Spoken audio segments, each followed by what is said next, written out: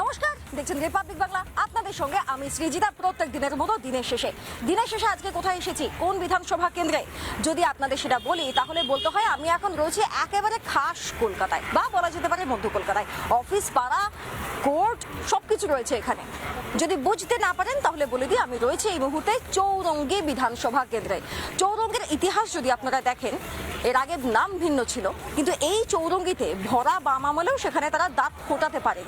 বরং চৌরঙ্গি বরাবরই কংগ্রেসের একটা শক্তিশালী গড় ছিল। কে না লড়াই করেছেন এই বিধানসভা কেন্দ্র থেকে। এই বিধানসভা কেন্দ্র থেকে লড়াই করেছেন সিদ্ধার্থ শঙ্কর রায়, জিতেছেন।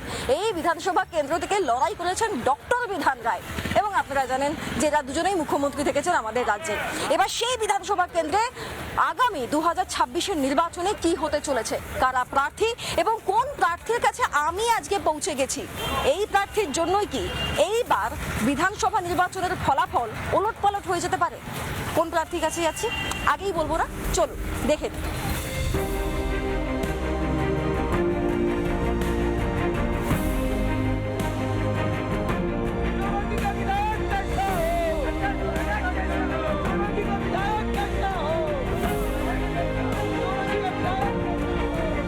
আর আজকে এখন এই মুহূর্তে দিনের শেষে কথা বলবো বিজেপি নেতা তথা বিজেপি প্রার্থী সন্তোষ পাঠকের সঙ্গে। আপনাকে রিপাবলিক বাংলায় স্বাগত দাদা।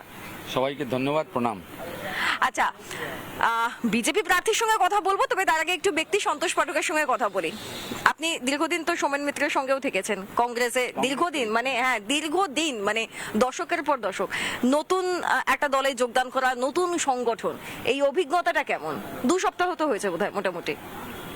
এটা কোনো অভিজ্ঞতার কোনো বিষয় না। আমার তো রাজনীতি ছোটবেলা থেকে, স্কুল কলেজ লাইফ থেকে করে এসেছি, তো সেটার জন্য কোনো এরকম বোধ হয় না যে কিছু নতুন, হয়তো একটু নতুন দলে গেছি, কিন্তু বাকি তো সব একই। বাকি স্লোগান বদলে গেছে, ধরন বদলে গেছে। লোকজন অনেকে যারা আমাদের সঙ্গে কংগ্রেস করতো তারা বিজেপিতে ছিল, যেমন তাপস রায়, ওনার আমি ইলেকশনে ছিলাম 2000 সালে। তো খুব বেশি কোনো ভেদাভেদি নেই এতে। আচ্ছা, তা এখান থেকে আমি আরেকটা বিষয়, আজকে এটা মানে আজকেই ঘটেছে এই ঘটনাটা, আমরা দেখলাম এন্টালির বিধান ভবনে, সেখানে তুমুল বিক্ষোভ কংগ্রেস অফিসে, এবং এই বিক্ষোভটা কিন্তু কংগ্রেস ভার্সেস কংগ্রেস হচ্ছে। প্রার্থী তালিকা নিয়ে বিক্ষোভ, অভিযোগ শুভঙ্কর সরকার অর্থের বিনিময়ে প্রার্থী নির্বাচন করছেন বা প্রার্থী মনোনীত করছেন, এরকম লাগাতার অভিযোগ। সেটা একেবারে খাস কলকাতা হতে পারে বা মেদিনীপুর সহ বিভিন্ন জায়গা থেকে হতে পারে। আমার প্রশ্ন হচ্ছে যে মানে কংগ্রেসের এই ঘুণ ধরাটাই কি আপনাকে আরো মনে করালো যে আমি দল পরিবর্তন করব বা বিজেপিতে আসবো, এরকম কোনো বিষয় কি? না না না, আমি 40 বছর কংগ্রেস করলাম। প্রিয় দা, প্রণব দা, সোমেন দা, সুব্রত দা, 7খানা ইলেকশনে এর আগে আমি নিজে দাঁড়িয়ে লড়েছি। কাউন্সিলরের 4বার আর এমএলএর 3বার। তো সেটা দেখলাম যে কংগ্রেস আর সিপিএম এর অ্যালায়েন্সের মধ্যে যদি অ্যালায়েন্স না হয় তাহলে বুথের লোক নেই। আমি দেখলাম যে হয়তো বামফ্রন্টের কাছে ভোট নেই, কিন্তু প্রত্যেক বুথের বসার লোক আছে। তো তারা, আমি যে ইলেকশনটা লড়লাম প্রত্যেক বুথে, অনেক বুথে দেখলাম কংগ্রেসের ছেলেরা নেই, আমাদের ওয়ার্কাররা নেই, কিন্তু নেই বুথে বুথে তো আমাদের সংগঠনটা শক্তিহীন হয়ে গেছে। কিন্তু সব জায়গায় দেখলাম যে ওই বামফ্রন্টের ছেলেরা, কিন্তু কর্মীরা সব বুথে বুথেই ছিল। তো দেখলাম যে এবার তো অ্যালায়েন্সও হয়নি, আর বুথের লোক পাওয়া যাবে না। গত 21 নির্বাচনে যখন আমার ওই কাউন্সিলর ইলেকশনটা হলো, তখন আমি সকাল 5টা থেকে দেখলাম, ইলেকশন স্টার্ট হয় 7টায়, কিন্তু আমি দেখলাম যে 5টা থেকেই লোকজন, গুন্ডা বাহিনী, ওই মমতা ব্যানার্জি, অভিষেক ব্যানার্জি গুন্ডা বাহিনী, পুলিশের গুন্ডা বাহিনী এখানে জমায়েত হয়ে শুরু করে দিল। আর আমার মনে হলো 5000, মোর দেন 5000 লোক এখানে চলে এসেছে আমাকে হারাবার জন্য। আর পুলিশের বাহিনী ওরা রাস্তায় দাঁড়িয়ে আছে, বড় বড় নামি খুব আইএস অফিসাররা। আমি গিয়ে ওদেরকে বলছি যে এরম ব্যাপার, ভেতরে অনেক ছেলেরা ঢুকেছে। বলছে আমার ডিউটি রোডের উপরে আছে, আমি পোলিং স্টেশনে আমার ডিউটি না। ওই যে বুথে যারা বসেছিল তাদেরকে মেরেছে, মারার পর নিয়ে গিয়ে থানায় বন্ধ করে দিয়েছে। দুদিন আগে থেকে যে আমাদের অ্যাক্টিভ ওয়ার্কার যাদের হাতে 10, 20, 50টা ভোট আছে তাদেরকে পুলিশ আটকে নিয়ে এআরএস সেকশনে লালবাজার বন্ধ করে দিয়েছে। পুলিশই তুলে দুদিন আগে তো কিন্তু শুরু করে, যেদিন প্রচার শেষ হয় প্রচারের পর থেকে এরা শুরু করলো তাণ্ডব। আর প্রত্যেক যে ছেলেগুলোর হাতে যে 10-20টা ভোট আছে তাদেরকে অ্যারেস্ট করতে শুরু করলো।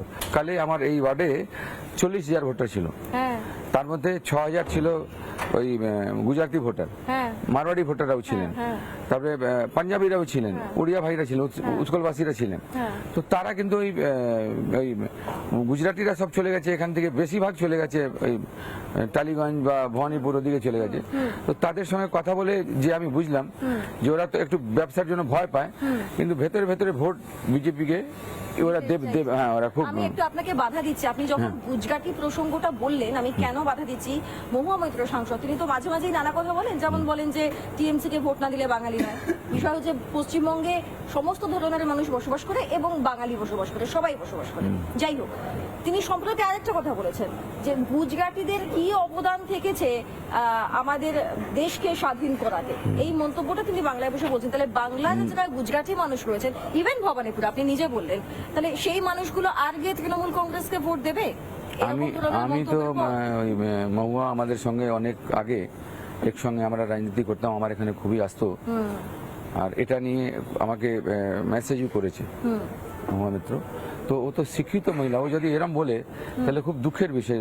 মহাত্মা গান্ধী তো গুজরাটের লোক, ক্ষমতায় থাকার জন্য মমতা ব্যানার্জি উনি এসব বকাবকি সব করছেন যে কোনোভাবে যে ওই মাইনরিটি ভোটটা উনি পাচ্ছেন, কিন্তু এবার পাওয়ার কিছু নেই।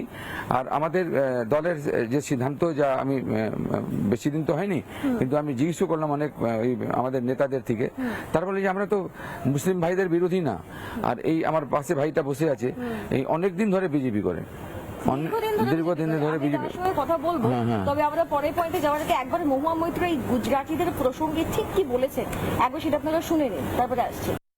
Who were the Gujaratis? Can you name me one Gujarati who was there?